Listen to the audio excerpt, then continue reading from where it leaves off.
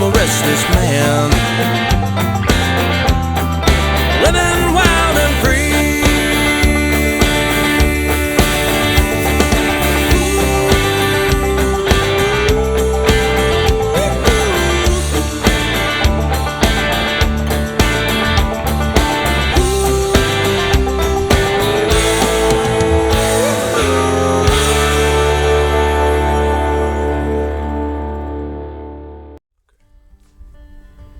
Hi, Robbie Agus here. As you can see by today's title, I'm going to try and demonstrate how to ignite fire using gunpowder. The reason that I want to try and demonstrate this is, a not so uncommon situation where hunters get lost in the woods and may have to stay out for a few nights. Just this season, there was an older gentleman who was lost in my area for a couple days before he was found. So in that situation, all you're going to have is probably a knife on your hip and a gun and a couple of cartridges. So it's an easy way, if you have the proper knowledge, to get a fire going quickly for warmth for the night.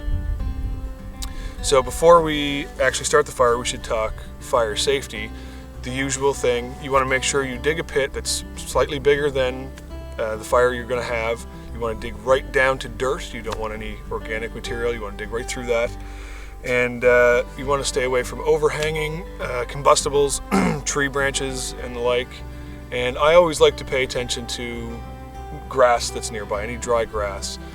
This time of year is not so bad, everything's quite damp, but there's nothing that'll run away on you faster than a grass fire. So let's get started on our fire pit.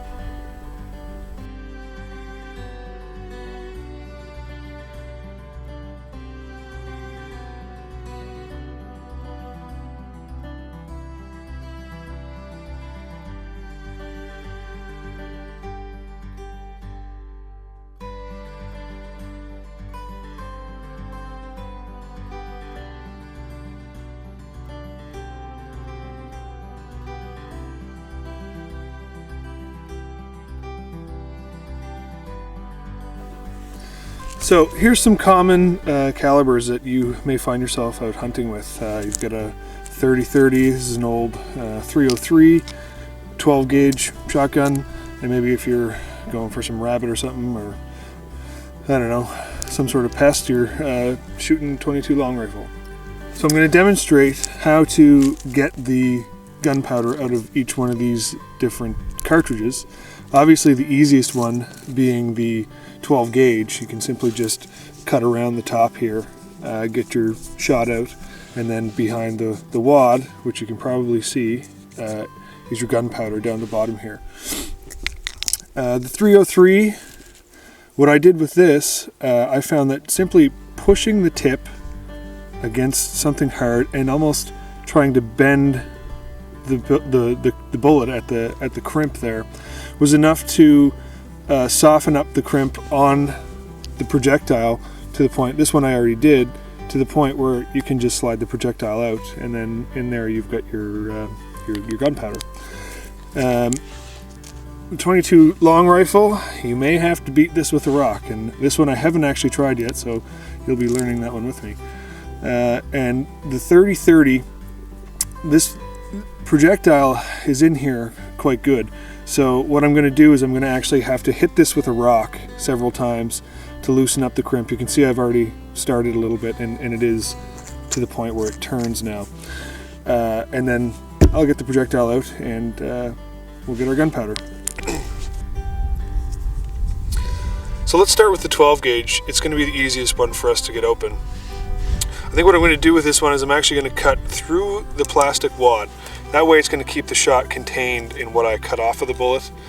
And that way we're not spilling lead shot out in nature for animals to ingest and get poisoned.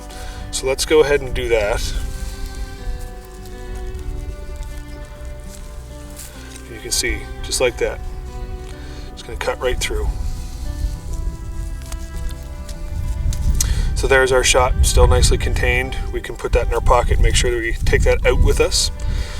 So these plastic wads generally come out pretty easy. There's not a lot of friction holding them in. And there we have it. I hope you guys can see that. There's our gunpowder, little round flakes. I'll put some out here on my hand. So with rifle bullets like the 303 here, like I said, you can just go around and turn the bullet and keep pressing really hard, so you're almost flexing the projectile in that crimp. And what that does is that'll eventually open that crimp up just enough that you can slide the projectile out. And at that point, you've got access to your gunpowder. So for 22 long rifle, what I found here is the easy way to do it is essentially using the back of my knife as kind of a leverage point. I can put it here where the crimp meets the projectile, and putting this down in a hard spot, I'll pry this up. And what that does is it basically rolls the projectile out of there. You have to be careful though, because as you're doing that, you're pointing the casing down, and if you come too far, you're going to end up dumping your gunpowder out on the ground. So I found to just come up most of the way. You'll see that this is what starts to happen. You're literally slowly rolling that projectile out of the cartridge. So we'll take that just a little bit further. You'll probably feel it when it starts to let go. And then you can kind of, yeah, you can see that that's almost out of there. And just by hand I can now pull that out of there. And again, that will give us access to our gunpowder. So now we've got our 30-30. This one's going to be a little more challenging because that projectile is crimped in there quite well.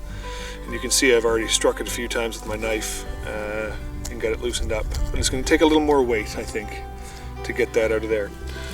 So I found myself a nice big old rock, and sitting this on another big old rock, I'm just going to hit this nice and hard and try and loosen that crimp up.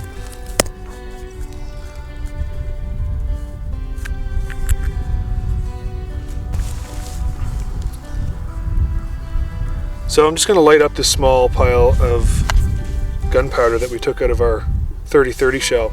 I just want you guys to see how gunpowder burns. It's not actually explosive unless it's in a cartridge, which is in a barrel. So here's what it looks like. Fucking layer of me.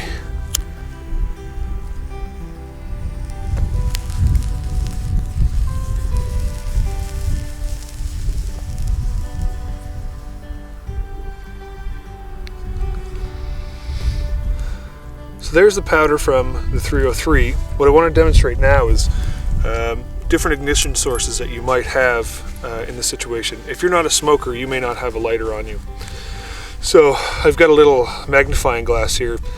Obviously you're not going to have a magnifying glass on you, but what you might have is a pair of glasses. If you're someone who wears glasses, this is a viable way for you to ignite your gunpowder. So let's give this a try.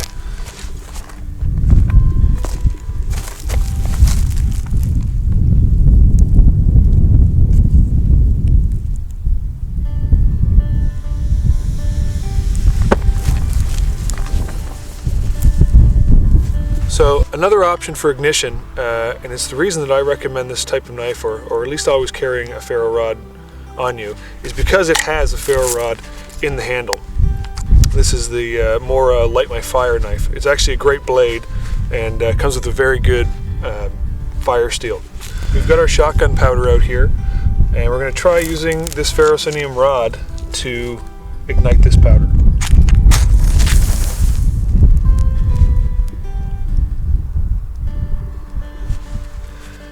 And what did I say about grass? So the key here, as you can see, is not to build the fire on top of the gunpowder, because the gunpowder needs room to actually ignite. If it's covered up with too much tinder and these kind of things, it'll just burn and smolder and you won't actually get any flame. So you want to have that nice and open, but have your tinder nice and close to it.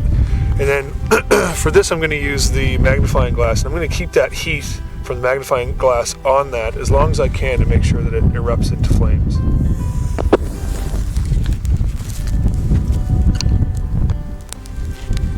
So there's our bullet fire. This fire is going to keep us warm tonight, and you never know, maybe you'll be able to use this technique out there. I recommend that you practice it because it does take some getting used to. So like, share, subscribe. I'm Robbie Agus, and we'll see you next time.